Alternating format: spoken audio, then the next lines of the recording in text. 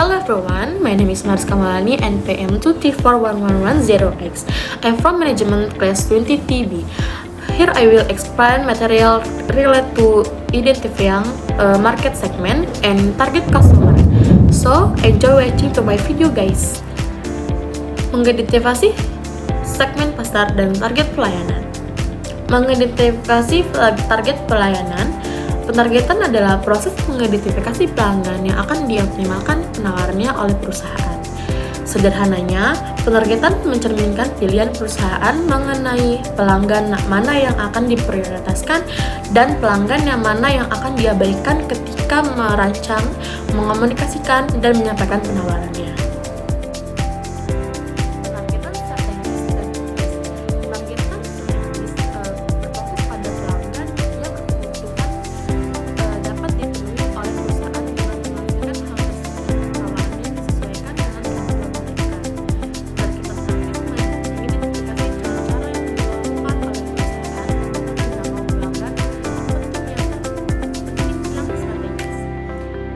Logika penargetan. Dalam pemasaran massal, perusahaan mengabaikan perbedaan segmen dan mengejar seluruh pasar dengan satu penawaran. Ini melakukan program pemasaran untuk produk dengan citra unggul yang dapat dijual kepada pelanggan seluas luasnya melalui distribusi massal dan komunikasi massal. Kostumisasi massal adalah kemampuan perusahaan memenuhi kebutuhan tiap pelanggan untuk menghasilkan produk, layanan, program, dan komunikasi yang dirancang secara individu dan juga secara massal. Penargetan strategis.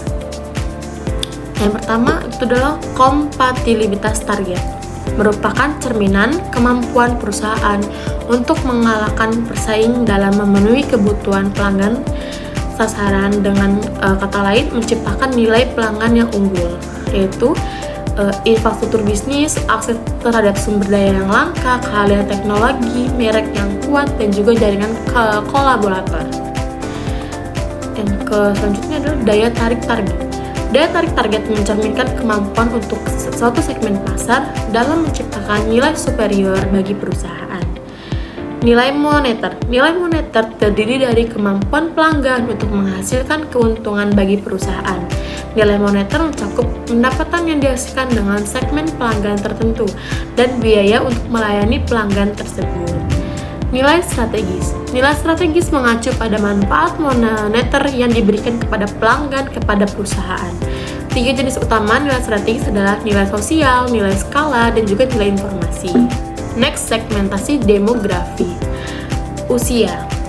Pemasar sering mengelompokkan pelanggan berdasarkan usia mereka ke dalam generasi yang berbeda.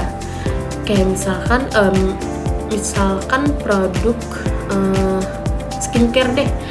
Pasti kan brand skincare ini menargetkan usia yang muda, yang remaja.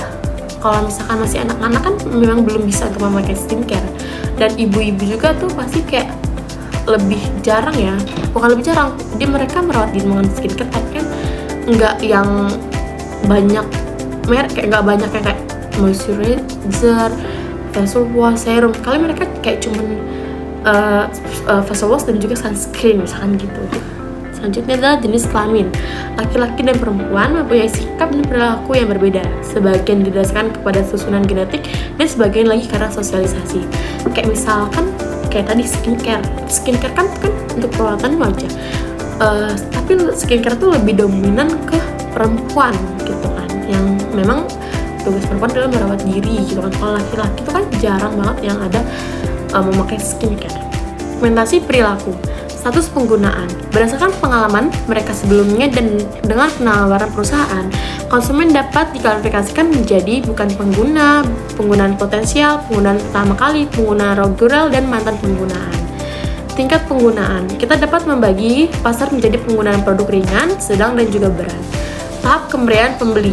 Untuk membantu mengkarakteristik beberapa banyak orang yang berada pada tahapan yang berbeda dan seberapa baik mereka telah menggunakan orang dari satu ke tahap lainnya. Pemasaran membagi pasar menjadi tahapan kesiapan pembeli. status loyalitas. Oleh karena itu, perusahaan mungkin memfokus upaya pada satu, mempertahankan pelanggan setia dan meningkatkan tingkat penggunaan mereka. Dan dua, itu meningkatkan pangsa pembelian perusahaan di antara segmen yang kurang loyal. Acara konsumen membeli produk dan layanan perusahaan karena berbagai alasan. Kita itu dapat membedakan pembelian menurut kejadian ketika mereka mengembangkan suatu kebutuhan, membeli suatu produk, atau untuk menggunakan suatu penawaran. That's all I can explain on this material. I'm Mariska Maulani. Would like to thank you. Assalamualaikum warahmatullahi wabarakatuh.